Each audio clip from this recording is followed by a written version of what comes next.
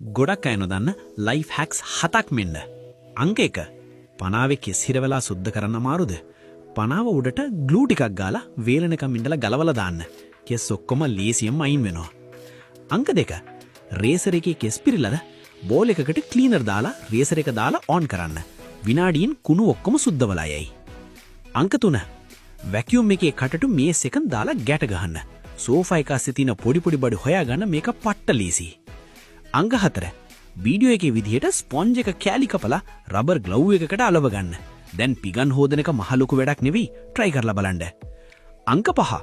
කලිසමේ තෙල් පැල්ලව හිටියද ලුණු ටිකක් ඉහලා දෙහි කැල්ලකින් අතුල්ලන්න. තෙල් පැල්ලම යස අගේට මැකිලා යයි. අංක 6. රෙඩ් වයින් හැලුනොත් බය වෙන්න එපා. මිනරල් වෝටර් ටිකක් වක් කරලා බ්‍රෂ් එකකින් හිමින් මදින්න. පැල්ලම තිබ්බද කියලා හොයන්නවත් නැහැ.